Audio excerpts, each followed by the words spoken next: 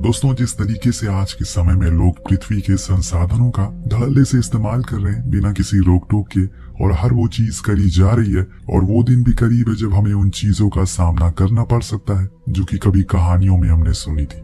पर क्या अगर वो चीजें सच में हो जाए तो हमारी दुनिया कैसी होगी? तो अटलांटा महासागर के बीच हम कुछ लोगों को देखते हैं, जिसमें एक जैक है जो अपनी टीम के साथ बर्फ के सैंपल ले रहा है। पर इसी बीच वहां पर एक तेज झटका आता है जिससे एक लंबी दरार बन जाती है और उनकी जो भी मशीन थी वो उस दरार में गिर जाती है। पर सबसे बड़ी मुसीबत यहाँ ये थी कि इनके लिए हुए सैंपल वो भी उसी में जा चुके हैं उस पार।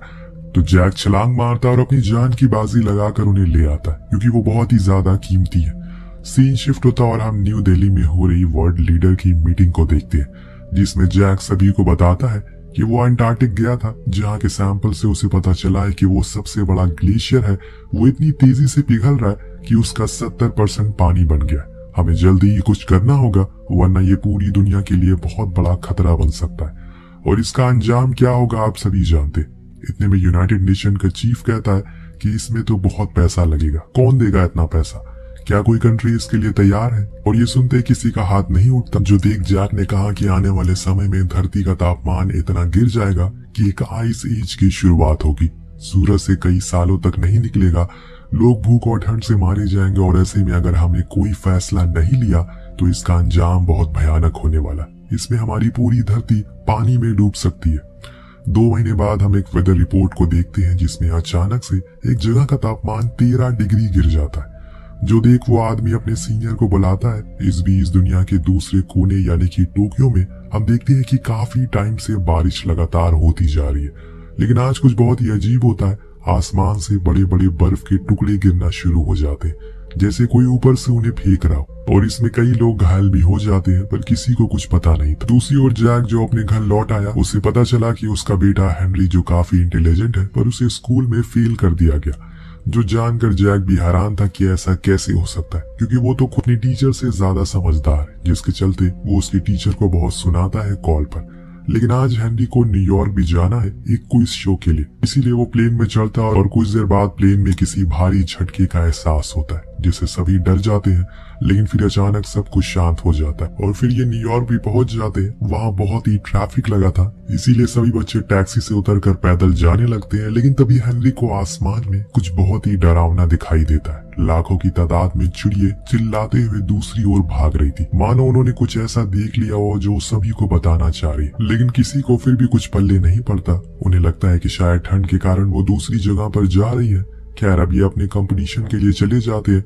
शो को शुरू किया जाता है। उधर हम एक और सीनियर प्रोफेसर को देखते हैं, जो उस जगह पर पहुंचते हैं जहां से उन्हें उसे आदमी ने कॉल किया था, जिसने सबसे पहले उस गिरते हुए तापमान को देखा था। जब प्रोफेसर इस चीज को देखते हैं तो उन्हें लगता है कि शायद ये कोई मैकेनिकल ग्लिच हो सकता है, लेकिन ये चीज एक नहीं बल्कि 4 जगहों पर हो रही है, जो काफी डराने वाली बात है। इतनी तेजी से तापमान कैसे गिर सकता है? उधर न्यूयॉर्क में मौसम लगातार बिगड़ता जा रहा है। तेज तूफान के साथ अब भारी तूफान आने की भी संभावना बढ़ सकती है। वहीं प्रोफेसर फॉरेन जैक को कॉल करते हैं, क्योंकि उस दिन दिल्ली में हुई मीटिंग में वो सभी शामिल थे।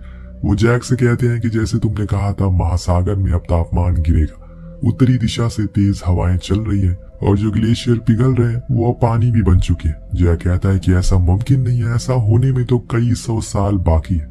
लेकिन जब वो प्रोफेसर की भेजी हुई रिपोर्ट्स को देखता है तो उसके तो पैरों नीचे जमीन खिसक जाती है।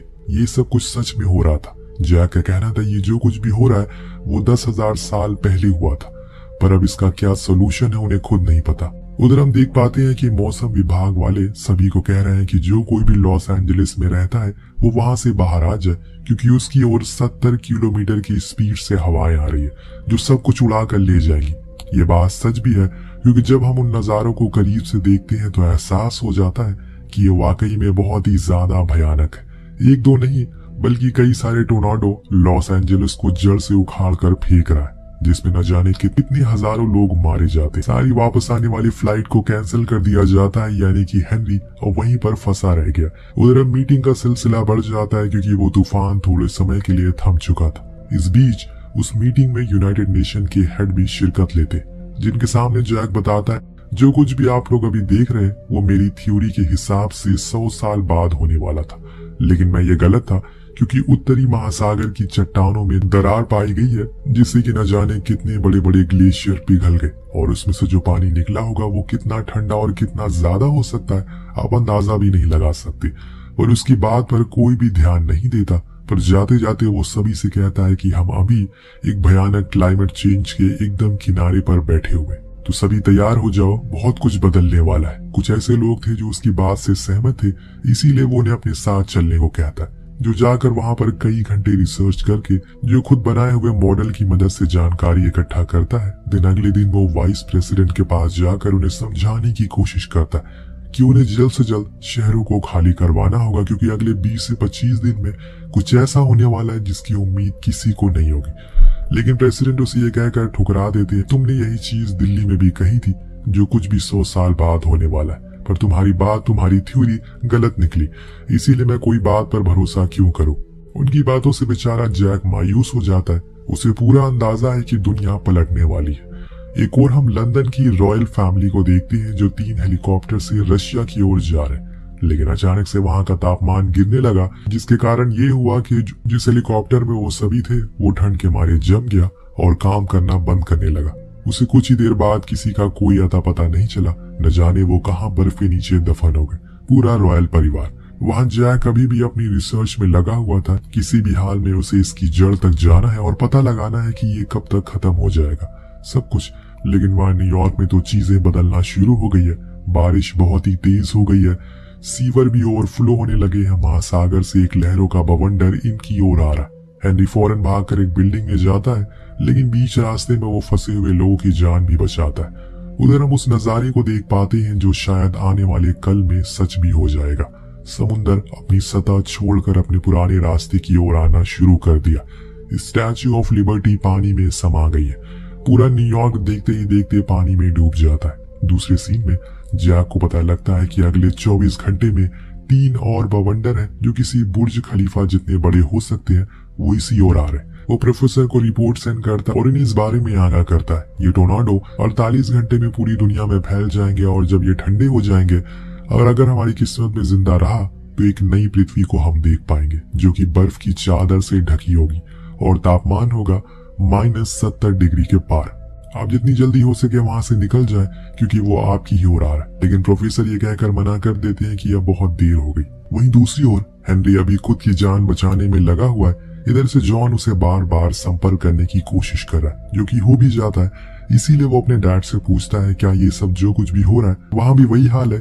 तो वो कहते हैं कि हाँ, ये सब अभी चलता रहेगा, थोड़े टाइम तक तुम्हें खुद को संभालना होगा, जितना हो सके घर के अंदर रहो और कोशिश करना कि बाहर ना निकलो, क्योंकि तापमान बहुत ही तेजी से गिर रहा है। हेनरी के साथ उसकी साथी एंजेलिना भी होती है, जो उसे फौरन इस ओर आने को कहती है, क्योंकि पानी बढ़ रहा है। इसीलिए वो उन्हें अलविदा कहकर इस ओर आ जाता है। पर उसके माता पिता को खुशी मिलती है कि कम से कम उनका बेटा तो जिंदा है, क्योंकि न्यूयॉर्क की आधी से ज्यादा आबादी मारी जा चुकी है। तभी वहां पर मौजूद लोगों को किसी बड़ी सी चीज की टकराने की आवाज आती है। वो लोग फौरन बाहर देखते हैं खिड़की से, तो हैरानी से उनकी आंखें फट जाती है।